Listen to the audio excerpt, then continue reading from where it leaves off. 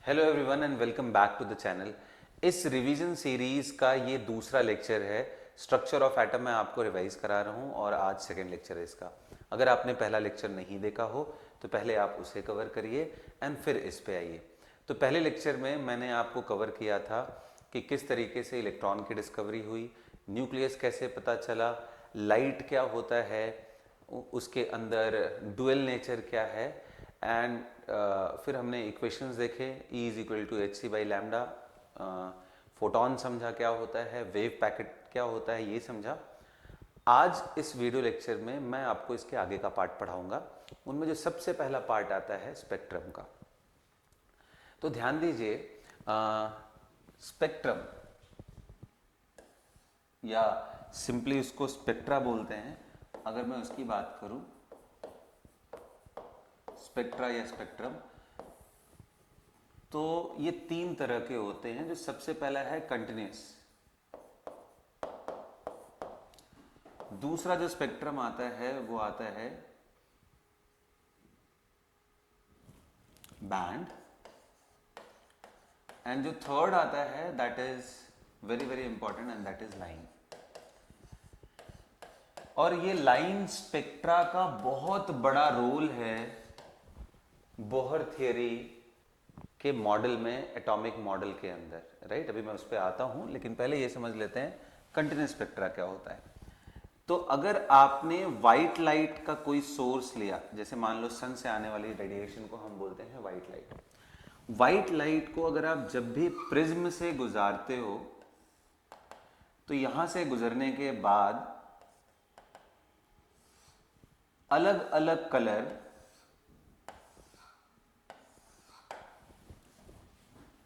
कुछ इस तरीके से स्प्लिट होते हैं।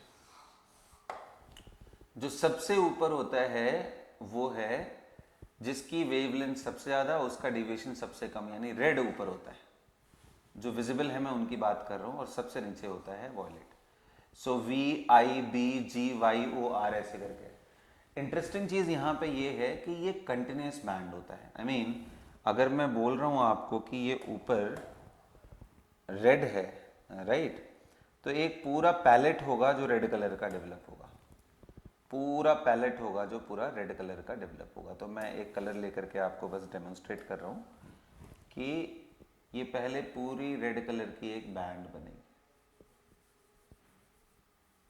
और इस पे मर्ज होता हुआ VIB, अगर मैं ऑर्डर लिखूं तो VIBGYOR होता है, विबग्योर। तो अब आपने देखा रेड के जस्ट बगल में क्या है, ऑरेंज। तो अगर मैं ऑरेंज कलर लूं, यहाँ पे ऑरेंज अगर मैं सेलेक्ट करने की कोशिश करूं तो ये लेकर के चल रहा हूं एंड इसके बाद यहाँ मर्ज करता हुआ ऑरेंज कलर। ध्यान रखना कोई भी किसी भी तरह का गैप नहीं है, मर्ज करता है। बड़ा स्मूथ ग्रेडियंट होता है। मतलब आपको भी पता है कि रेड के अंदर भी डिफरेंट शेड्स होते हैं। तो उस चीज को लेते हुए यहाँ किसी तरह की कोई लाइन नहीं, ऐसे करते करते लास्ट में वॉयलेट, ये पूरा एक बैंड बनता है, राइट। ये कंटिन्यूस स्पेक्ट्रम, इसी को हम बोलते हैं कंटिन्यूस स्पेक्ट्रम। जैसे आपने कभी रेनी सीजन में देखा होगा कि क्लाउड अगर ऐसे फॉर्म हुए रहते हैं, फ्रेश रेन हुई हो और दोपहर के टाइम पे हुई हो, तो आप देखो अक्सर आपको रेनबो दिखाई देता है।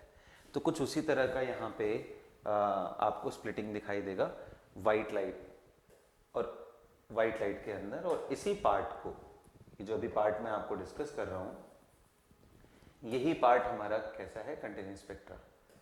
ये वाइट लाइट का सोर्स है, राइट। अब मैं आता हूं line spectra and band. Band spectra देखा गया है when we have collection of molecules, और वाइट लाइट एंड प्रिज्म के बीच में अगर वो मॉलिक्यूल्स को रख दें तो यहाँ पे बैंड्स देखे गए हैं, राइट। मतलब बीच में ऐसे कंटिन्यूस रहेगा, बीच में कुछ गैप रहता है एंड फिर ऐसे करके। फाइनली जब मैं बात कर रहा हूँ लाइन स्पेक्ट्रा, क्योंकि यही हमें स्ट्रक्चर ऑफ एटम में समझना है, तो ऐसा देखा गया कि जब भी एक्साइटेड सैंपल्स ऑफ गैसेस लिए गए, जैसे उस टाइम पे जो सबसे ज्यादा रिसर्च हो रही थी वो थी हाइड्रोजन, हाइड्रोजन गैस की, एक्साइटेड हाइड्रोजन गैस। अब इस लाइट को, ये व्हाइट लाइट का ही सोर्स है, व्हाइट लाइट का ही सोर्स है। इस लाइट को जब हम प्रिज्म से गुजारते हैं तो जो स्पेक्ट्रम मिलता है यहाँ पे, आप ध्यान से देखो, जैसे ये पूरी पूरी रेड कलर की लाइन दिख रही है ना, ऐसे यहाँ पे रेड में बनाने की कोशिश करता हूं कि पहले रेड,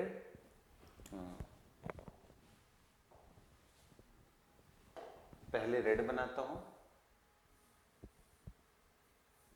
यहाँ पे मैं कलर चूज कर ले रहा हूं, पहले रेड, ये पहले रेड,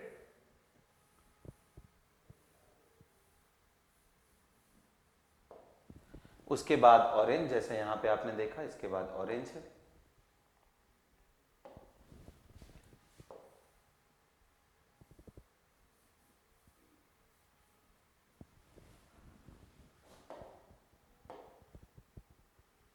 उसके बाद येलो कलर है, I am going to consider yellow,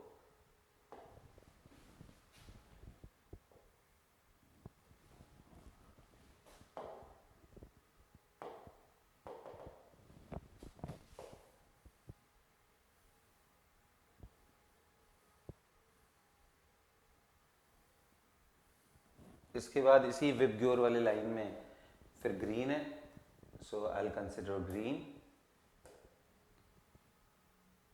late us consider this green.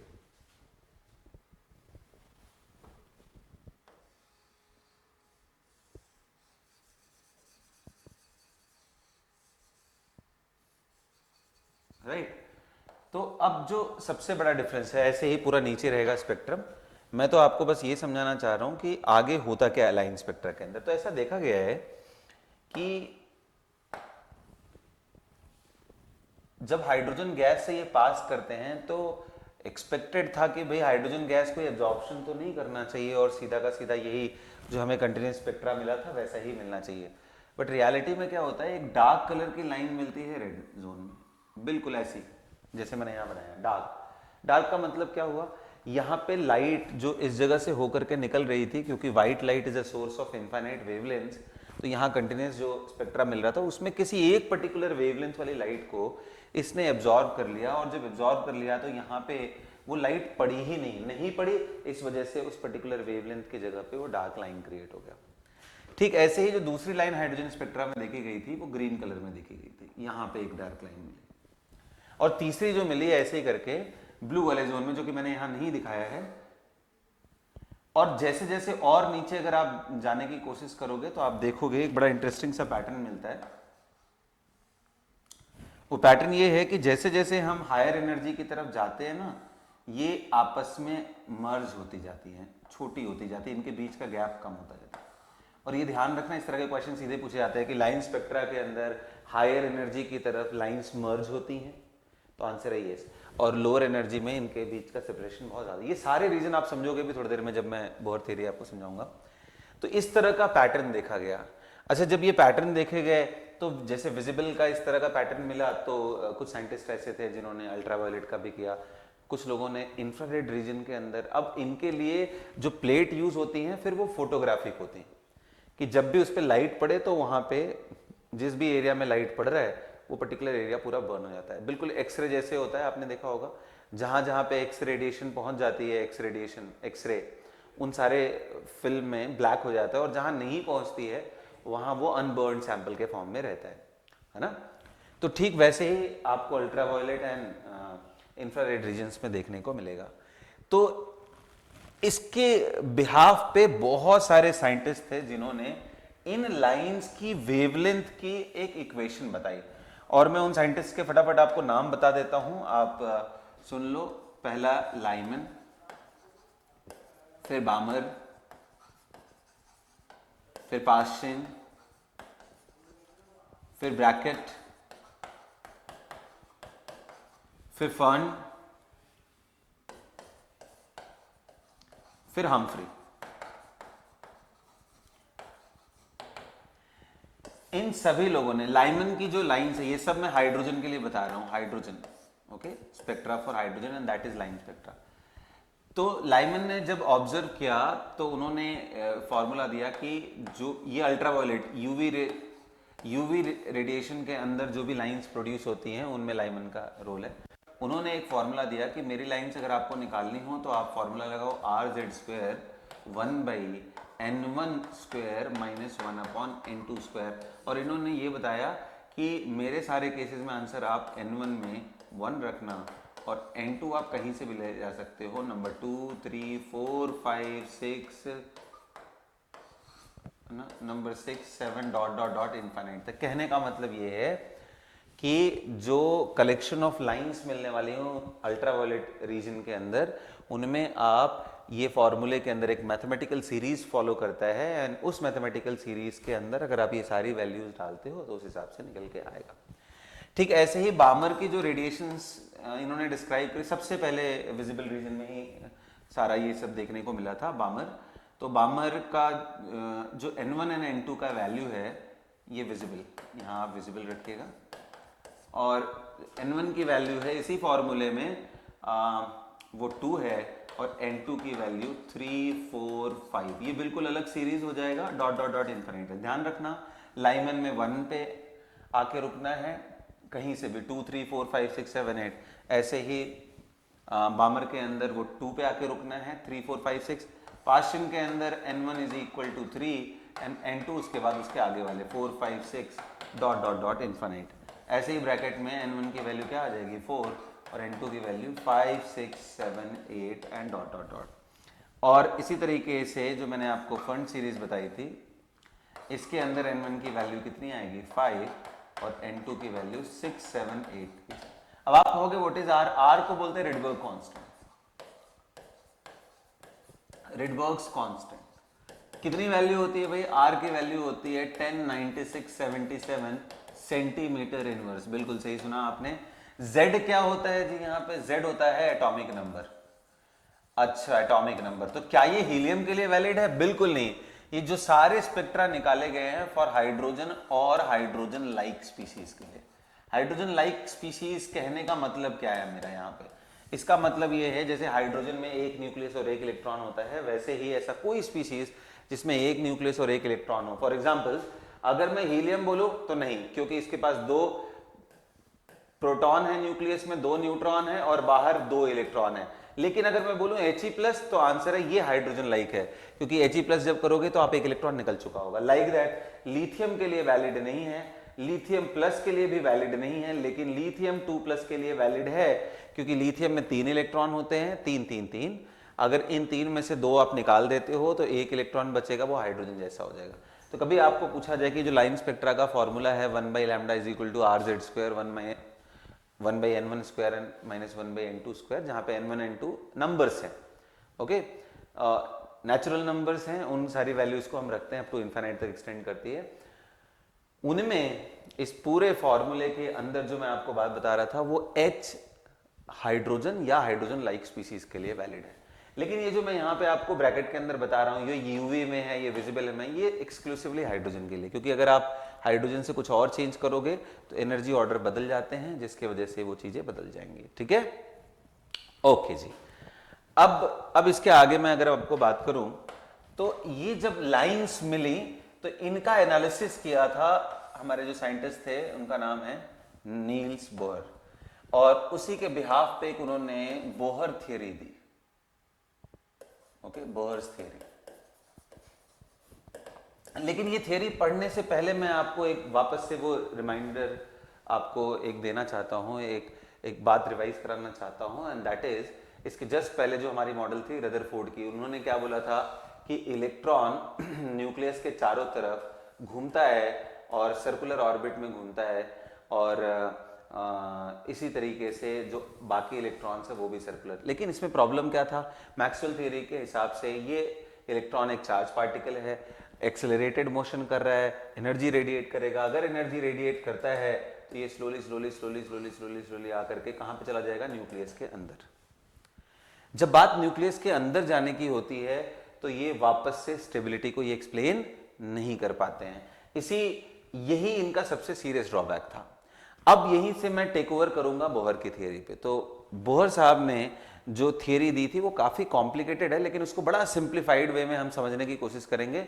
इन्होंने एक बात बोली कि भाई सबसे पहली चीज, मुझे भी नहीं पता कि ये इलेक्ट्रॉन एनर्जी क्यों नहीं रेडिएट करेगा, लेकिन अगर आप कुछ पोस्टुलेट में दे रहा हूं, अगर आप वो मान लो तो आप जो हाइड्रोजन के स्पेक्ट्रम्स निकल के आते हैं विद इन एटम, क्या क्या कहानियां हैं, वो सब आपको चीजें क्लियर हो जाएंगी। और बोहर थियरी भी वैलिड किसके लिए है? सबसे पहली बात, इसकी वैलिडिटी है फॉर H और H लाइक, बिल्कुल उन्हीं के लिए जिनके लिए लाइंस हमारी क्लियर हुई थी, राइट?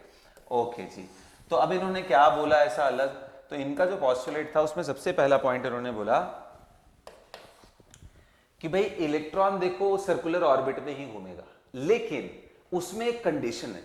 कंडीशन क्या है? उन्होंने बोला कि अगर किसी एटम का एटॉमिक नंबर Z है और उसके न्यूक्लियस में ये E चार्ज होता है, बेटा E का वैल्यू कितना होता है? कभी भी E लिखा रहे तो आपको ये समझना है, E इलेक्ट्रॉन को भी रिप्रेजेंट करते हैं, इसको भी, यानी E is this can be written as charge on proton, और इसी का नेगेटिव ले लो तो, क्योंकि प्रोटॉन और इलेक्ट्रॉन का चार्ज तो एक ही जैसा होता है ना, बस साइन का डिफरेंस होता है।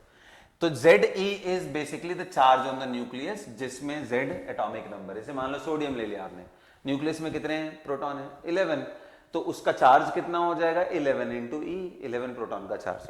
अच्छा, बाहर एक ही इलेक्ट्रॉन रखना है क्योंकि हाइड्रोजन लाइक स्पीसीज है। इन्होंने ये बोला कि भाई वो इलेक्ट्रॉन न्यूक्लियस के चारों तरफ घूमेगा तो सर्कुलर ऑर्बिट में, लेकिन अगर कुछ एक कंडीशन फॉलो करके चले तो वो एनर्जी रेडिएट नहीं करेगा, मैक्सवेल थियरी को वो एक्सेप्ट नहीं करने वाला है। अगर कुछ स्पेशल पॉइंट को ध्यान दे। कौन सा स्पेशल पॉइंट? उन्होंने बोला जो इसका एंगुलर मोमेंटम का वैल्यू है, मोमेंटम आपको पता है mv होता है, और इसी में r कर दे तो सर्कुलर मोशन में mvr इज एंगुलर मोमेंटम।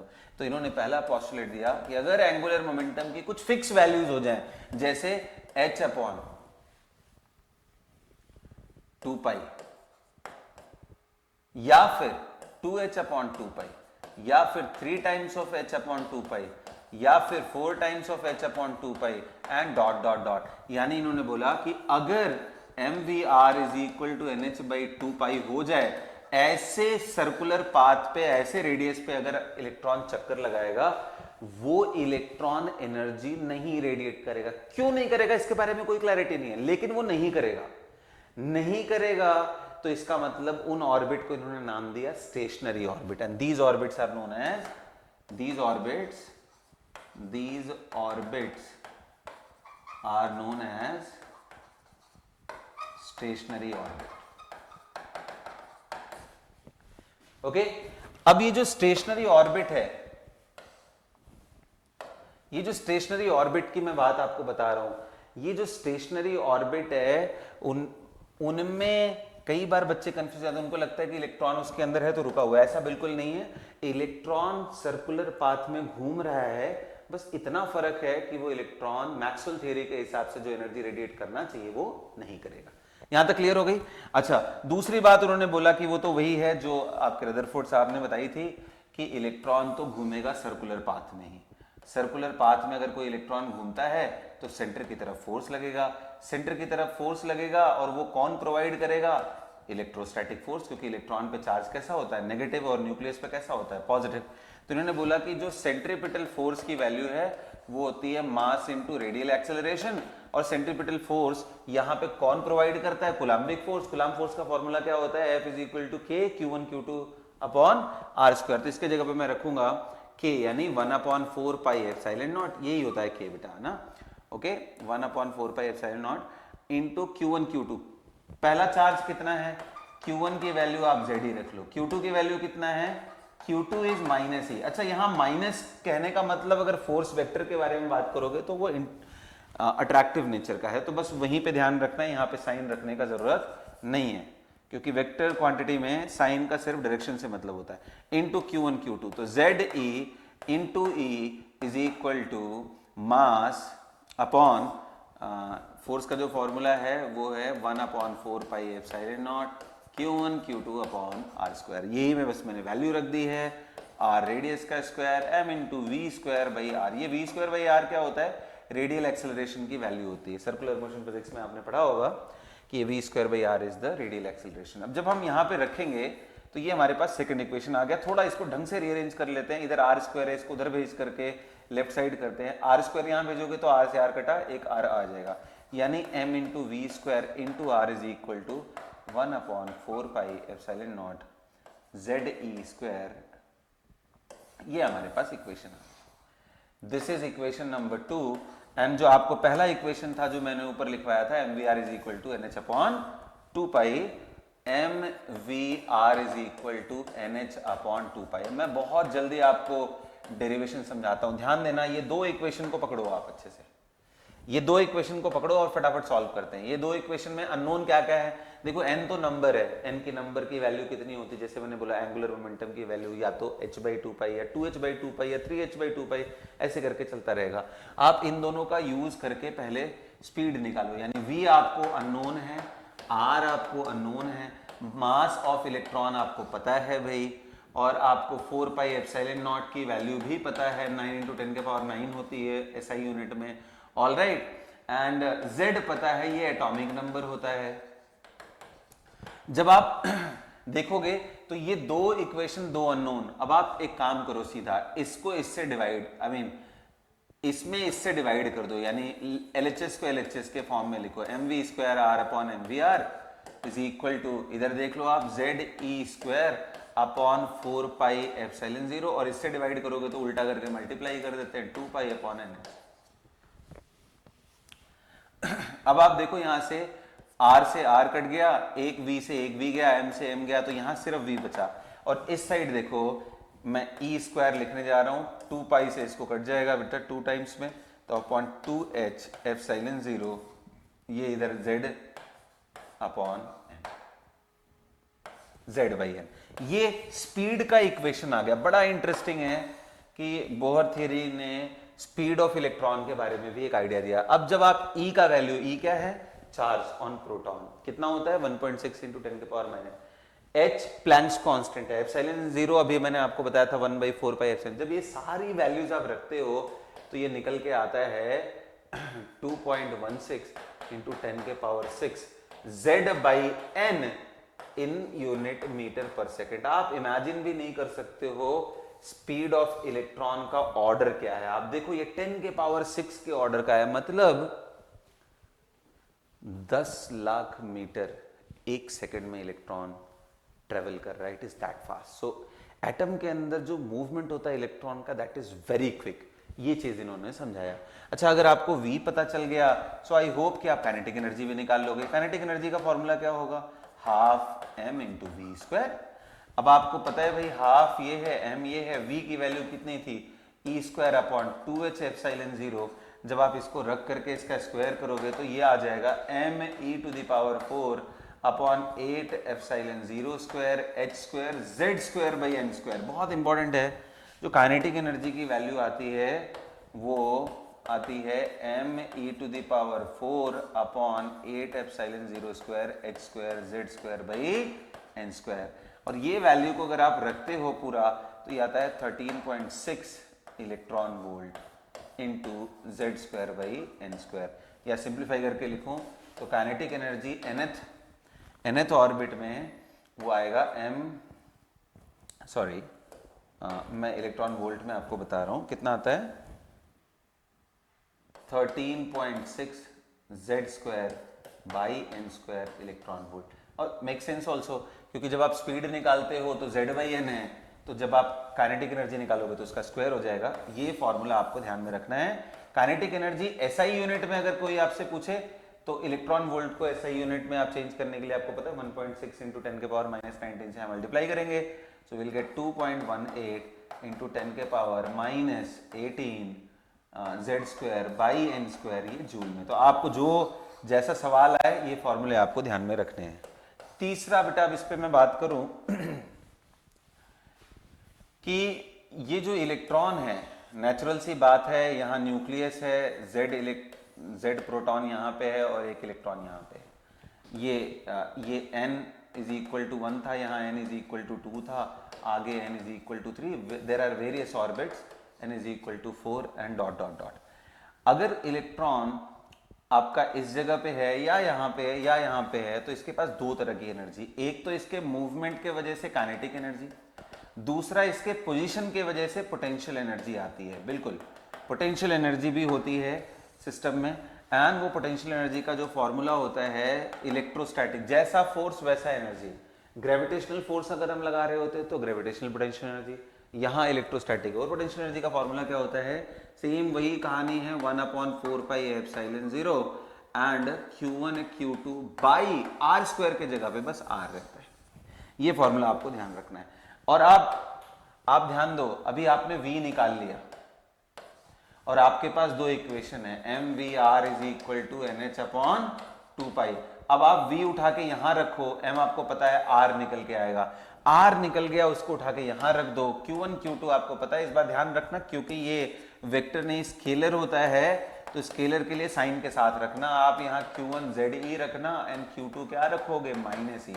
जब आप यहां रख करके R की वैल्यू वहां से निकाल करके जब सब रखोगे तो फाइनली जो पोटेंशियल एनर्जी का वैल्यू निकल के आता है वो मैं आपको स्टैंडर्ड बता दे रहा हूं, it is equal to -me⁻, ये माइनस साइन क्यों आया, क्योंकि Q2 का वैल्यू -E लिया, अपॉन यहां 4h²ε0² z²/n²। अगर आप थोड़ा ध्यान से देखो ये वैल्यू को, राइट, और काइनेटिक एनर्जी का जो एक्सप्रेशन हमने दिया था उसमें देखना है m⁴h²ε0², ये पूरा कॉमन है, बस यहाँ ये जो -1/4 है वहां 1/8 था। आप देखो यहाँ पे ये निकाला था, ये m⁴h²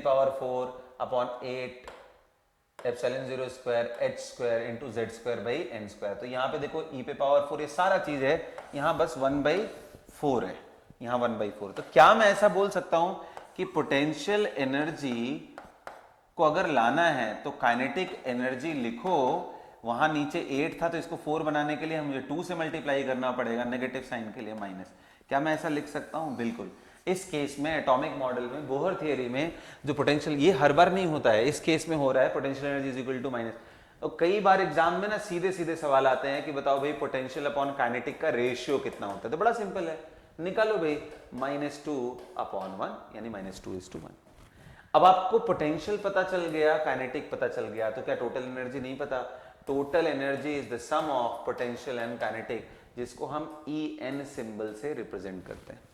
तो En की वैल्यू कितनी आएगी, पोटेंशियल प्लस काइनेटिक। अच्छा, पोटेंशियल की वैल्यू थी कितनी, -2 काइनेटिक एनर्जी एंड एक काइनेटिक जोड़ लो, ये आ जाएगा -k। बड़ा इंटरेस्टिंग है कि जो टोटल एनर्जी आ रही है वो काइनेटिक एनर्जी के ही बराबर आ रही है, बस फर्क साइन का है। यानी अगर आपको कभी पूछे En/kn, nth शेल में टोटल एनर्जी डिवाइडेड बाई ये, इसका आंसर आएगा 1/1 का। ठीक है, वैल्यूज आपने एक बार काइनेटिक का फिक्स कर लिया तो सब निकल जाएगा भाई। En is equal to -k और ये वैल्यू कितनी थी, -13.6 z²/n² इलेक्ट्रॉन वोल्ट में। अगर आपको जूल में चाहिए तो 2.18 × 10⁻⁻18 z²/n² जूल। बस फर्क साइन का है, बाकी कहानियां एक जैसी हैं। ठीक है, अब देखो कुछ मैं टास्क देता हूं, वीडियो को आप यहीं पॉज करके पहले तो ये तीनों फॉर्मूले जो मैंने आर का आपको बताया, अच्छा यहां से आर भी निकाल सकते हैं, आर की जो वैल्यू ऐसे ही निकाल के लेके आते हैं, उसकी वैल्यू आती है 0.529 n²/z, और ये एंगस्ट्रॉम है। एंगस्ट्रॉम का मतलब आपको पता है 10⁻⁻। ये जो तीन फॉर्मूले हैं, रेडियस, वेलोसिटी,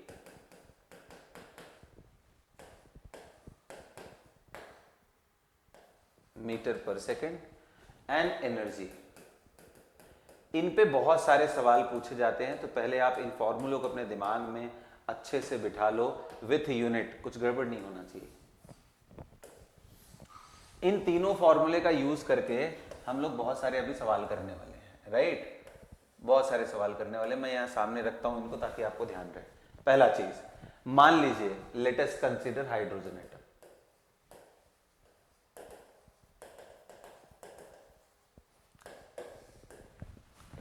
अगर मैं हाइड्रोजन एटम लेके चलता हूं तो हाइड्रोजन में ये अगर न्यूक्लियस है उसका, तो आपको पता है कि उसमें एक ही प्रोटॉन है, Z की वैल्यू कितनी है, 1। आप इन सारे फॉर्मूले में जहां जहां Z है वहां वहां पे क्या रख दोगे, 1। आप जैसे ही 1 रख करके देखोगे तो फर्स्ट शेल का यानी n इज इक्वल टू 1, जिसको हम फर्स्ट ऑर्बिट भी बोलते हैं, फर्स्ट ऑर्बिट, और फिर इधर n इज इक्वल टू 2 या जिसको हम सेकेंड ऑर्बिट बोलते हैं। देखो बहुत सारे नेमिंग है इसमें, right. n is equal to 1 को k शेल भी बोलते हैं, इसको l भी बोलते हैं। और आगे चले जाओगे तो m बोलते हैं, n इज इक्वल टू 3 को m बुलाया जाता है, राइट। ऐसे ही आगे चलते जाओगे तो ये थर्ड ऑर्बिट या m। अच्छा जी, अब क्या है कहानी में, कहानी में ये ट्विस्ट है कि अगर आपको इसकी r की वैल्यू निकालनी है, R1 हाइड्रोजन के लिए, तो आप फॉर्मूले में रखो ये वैल्यू, कितना आएगा, n की वैल्यू 1 रखो और z की वैल्यू 1 रख दोगे तो कितना आएगा 0.529। इसी को बोहर रेडियस बोलते हैं। कई बार इसको A0 लिखा रहता है, ये बोहर रेडियस। कभी आपसे पूछे कि बोहर रेडियस क्या होता है, तो हाइड्रोजन के फर्स्ट ऑर्बिट के रेडियस को हम बोहर रेडियस बोलते हैं। यहां तक बातें समझ में आ रही है। अच्छा जी, आपका R1 हो गया। ऐसे R2 जब निकालोगे तो 0.529, आप देखो यहां पे जो फॉर्मूला है उसमें ये n का स्क्वायर है, n की वैल्यू कितने रखेंगे, अब हम 2 रखेंगे। जैसे 2 रखोगे तो स्क्वायर अपॉन z का वैल्यू 1 है, तो देखो आप ये 4 टाइम्स हो गया, यानी अगर ये A0 है तो ये 4 A0। ऐसे ही R3 निकालोगे तो यहाँ पे 2 की जगह 3 करेंगे तो ये 9 टाइम्स आ जाएगा A0 के, तो 9 A0 हो जाएगा। तो आप देख रहे हो क्या हो रहा है, ये n स्क्वायर टाइप में बढ़ता जा रहा है। R4 निकालने होगे तो कितना आ जाएगा 16 टाइम्स ऑफ A0। R5 निकालोगे तो ये 25 टाइम्स A0। इसमें कैसे सवाल बनाए जा सकते हैं, आपको बुलाया जा सकता है कि भाई ये बताओ अगर दो रेडियस का रेशियो,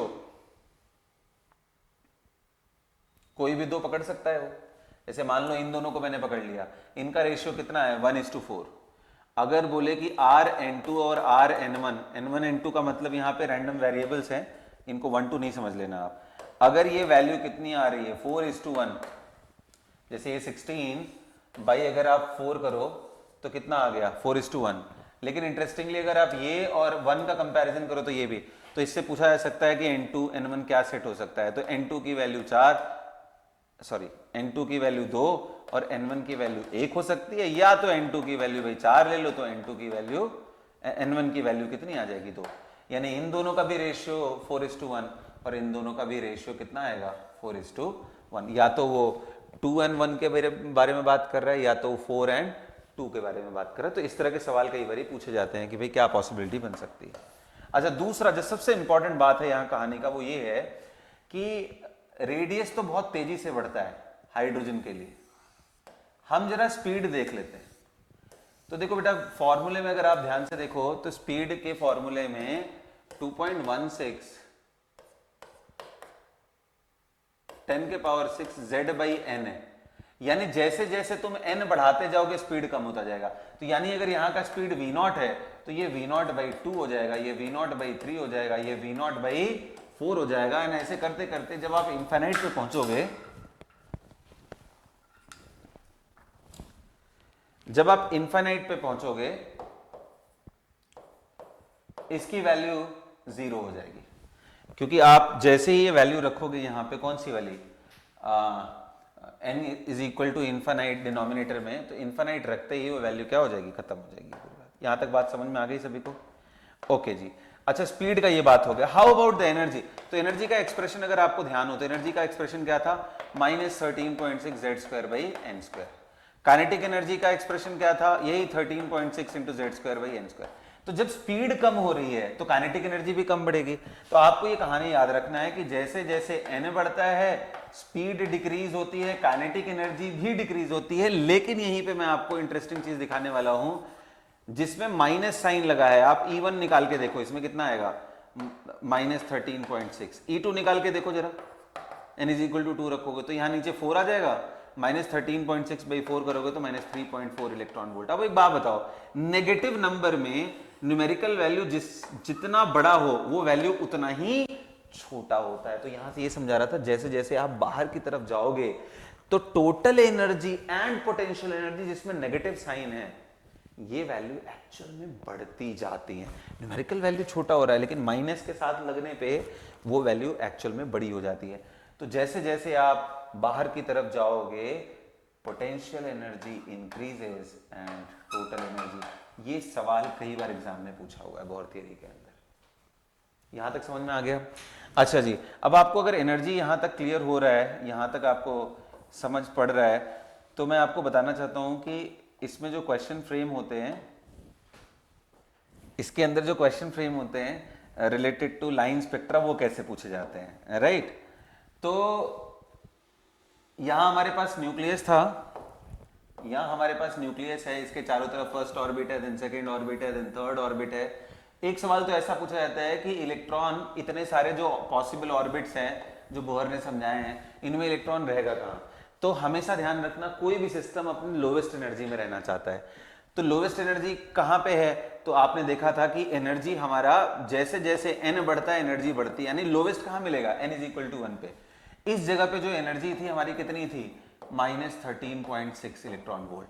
इसके ऊपर वाला कितना था? वो वैल्यू आप रख करके निकालोगे, -3.4 इलेक्ट्रॉन वोल्ट, ये आता है। इसके ऊपर कितनी आएगी भाई? ये आती है -1.51 इलेक्ट्रॉन वोल्ट। ओके, तो अगर आप ये सीधा सीधा बस वैल्यू रखते जाओगे, अपने आप आता जाएगा। वही जो फॉर्मूला है ना हमारे पास, -13.6 Z square by N square. यहाँ पे एन की वैल्यू, जेड की वैल्यू रखते जाओ अलग अलग, तुम्हें सारा चीज निकलता चला जाएगा।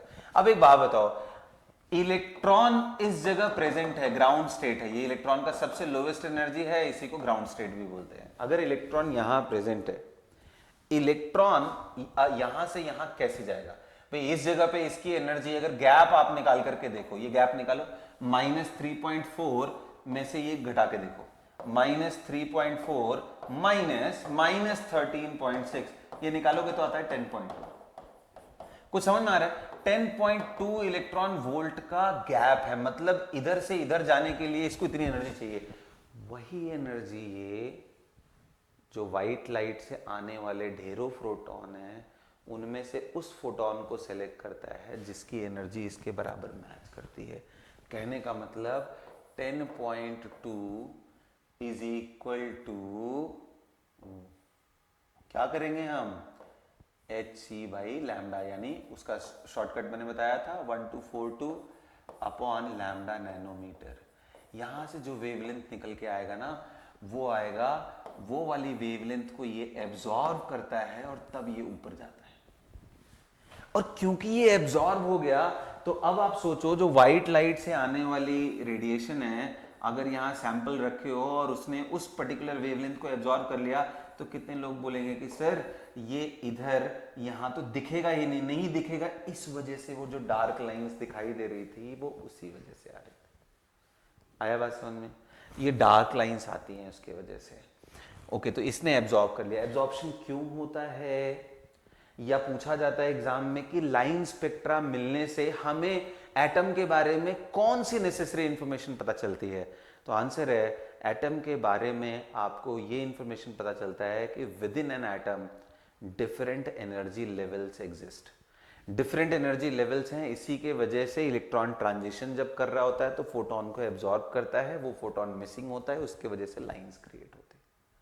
तो सबसे इंटरेस्टिंग फाइंडिंग्स ये थी लाइन स्पेक्ट्रा की कि atom have different energy levels within the from n is equal to 1 से लेके n is equal to infinite तक अलग अलग एनर्जी लेवल्स हैं। और ये इलेक्ट्रॉनिक ट्रांजिशन के वजह से ही लाइट निकल के आती है। ओके, तो अगर कभी आपसे सवाल आए कि बताओ भाई ग्राउंड स्टेट से सेकेंड स्टेट में जाने के लिए कितना एनर्जी चाहिए, तो बड़ा सिंपल है, आप E2 निकालो, सॉरी यहां पे जाना है ना, तो E3 निकालो और E1 निकालो, इनका डिफरेंस ले लो, E3 माइनस E1। जैसे मैंने इन दोनों को घटाया, आप इन दोनों को घटा लेना। बोले कि ये बताओ इस इलेक्ट्रॉन को एटम से बाहर ही कर देना है हाइड्रोजन से। एटम से बाहर करने का मतलब n is equal to infinite पे पहुंचा देना। अगर आप इनफाइनाइट पे पहुंचाने की बात करोगे तो इनफाइनाइट की एनर्जी आती कितनी है? रखो यहां पे वैल्यू, n की वैल्यू इनफाइनाइट रखोगे जैसे ही, वैसे ही ये पूरा वैल्यू क्या हो जाएगा? 0।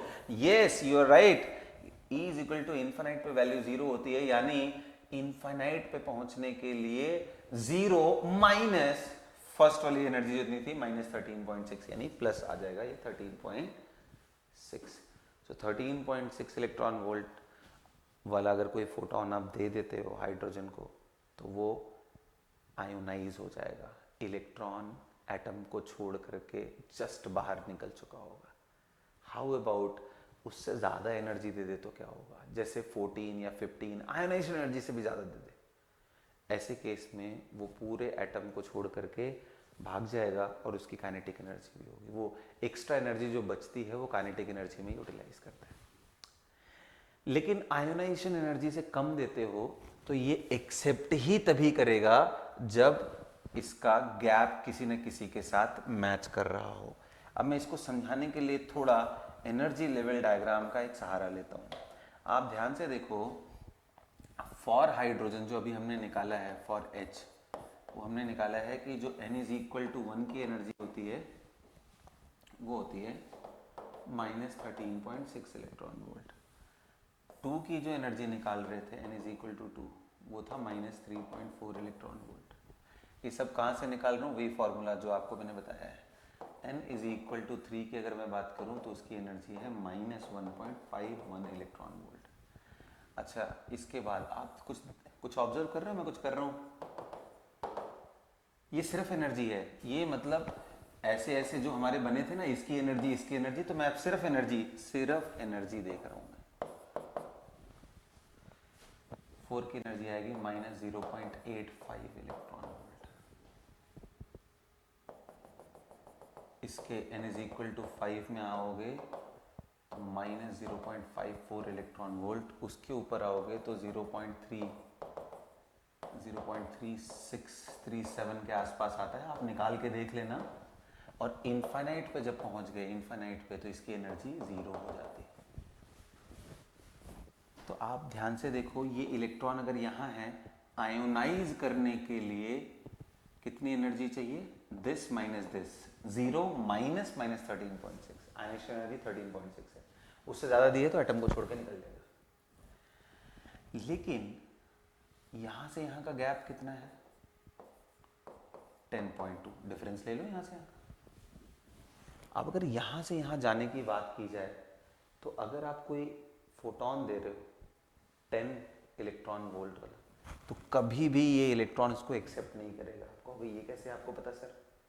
ये इसलिए पता है कि 10 इलेक्ट्रॉन वोल्ट पे भी अगर हमें कोई एब्जॉर्प्शन स्पेक्ट्रा मिलता, यानी लाइन मिलती, तब तो 10.1 पे भी मिलता, 10.0 पे भी मिल रहा है, 10.9.9 पे भी मिलता, 9.99 पे भी मिलता। मतलब फिर तो वो जो स्पेशल लाइंस मिल रही थी कुछ कुछ, उसके बजाय पूरा बैंड मिल जाता।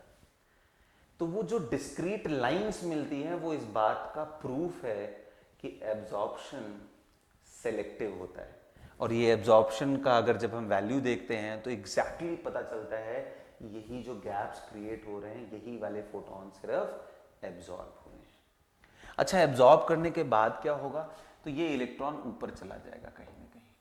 अगर ऊपर चला जाएगा जी, ऊपर चला गया यहाँ पे, तो अब क्या होगा? तो एक टाइम आएगा जब ये नीचे आने लगेगा, और जब नीचे आता है तो मल्टीपल स्टेप में आता है, तो इसलिए एमिशन स्पेक्ट्रा उससे क्रिएट होता है। एमिशन स्पेक्ट्रा, जो जो कलर की उसने लाइट एब्जॉर्ब की थी वो सारी पॉसिबिलिटी यहाँ पे एमिशन स्पेक्ट्रा में भी दिखाई देती है। ठीक है, तो ये था बोहर थियरी का इंपॉर्टेंस, बोहर थियरी की बातें।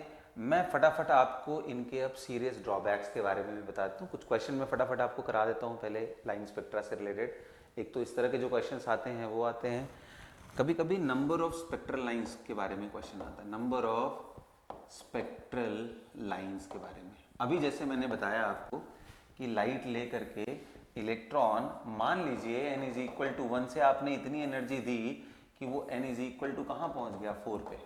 ठीक है, अगर इलेक्ट्रॉन 4 पे पहुंच गया, एंड ऑफ कोर्स बेटा ये बात ध्यान रखना, कभी भी हाइड्रोजन गैस दिया जाता है, 1 ग्राम भी है ना हाइड्रोजन, तो आप समझ लो इसके अंदर 6.02 इंटू 10 के पावर 23 हाइड्रोजन एटम से इतने ज्यादा है ना कि सारी पॉसिबिलिटी कवर हो जाएगी। ऐसा मत सोचना कि इलेक्ट्रॉन ऊपर गया तो बस एक को ही ध्यान नहीं, नहीं, पहला एटम, दूसरा एटम, तीसरा एटम, चौथा एटम, ऐसे मल्टीपल एटम्स हैं, तो हम सारी पॉसिबिलिटी कवर करेंगे।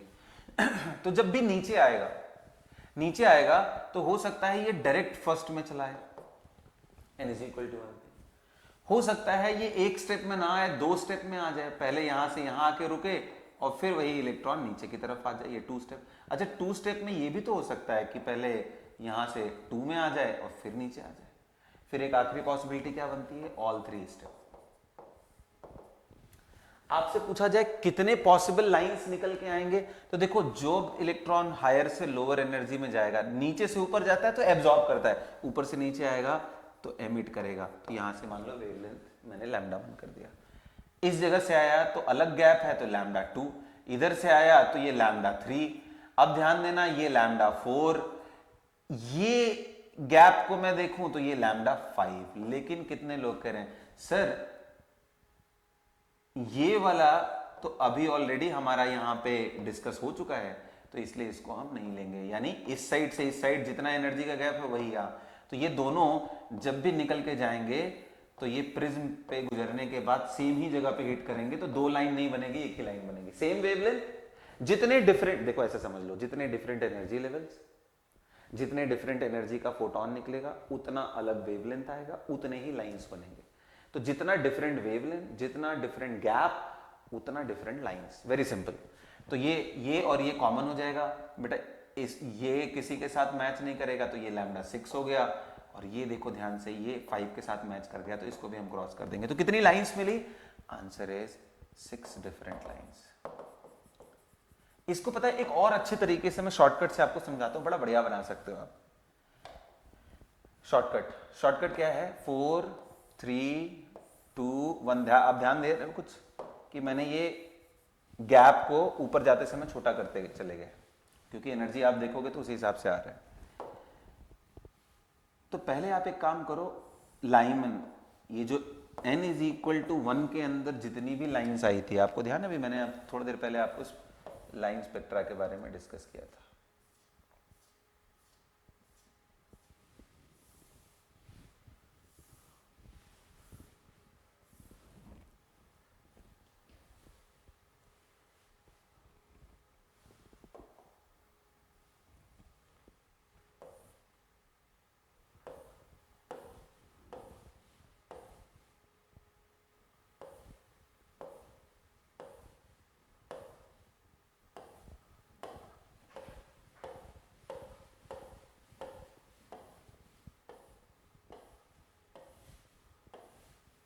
हाँ जी बिल्कुल। यहाँ पे आपको मैंने बताया था कि इस फॉर्मूले में जब आप n1 की वैल्यू कितना रखते हो? 1, यानी फर्स्ट ऑर्बिट में 2 से चाहे फर्स्ट ऑर्बिट में आए, या 3 से फर्स्ट ऑर्बिट में आए, या 4 से आए, वो सारी लाइंस के कलेक्शन को क्या बोलते हैं? लाइनमैन।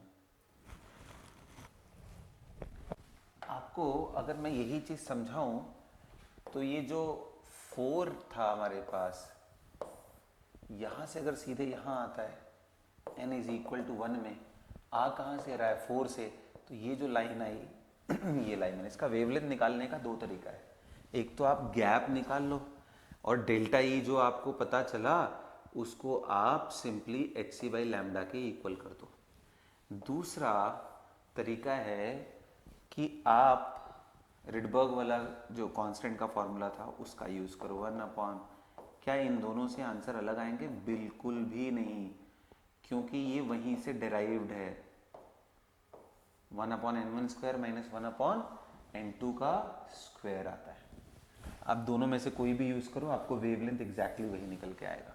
चलिए जी, तो मैं आपको बता रहा हूँ 4 से 1 में आया तो भी लाइमन, 3 से 1 में आ गया तो भी लाइमन। याद है ना, लाइमन के लिए n1 की वैल्यू फिक्स होती है।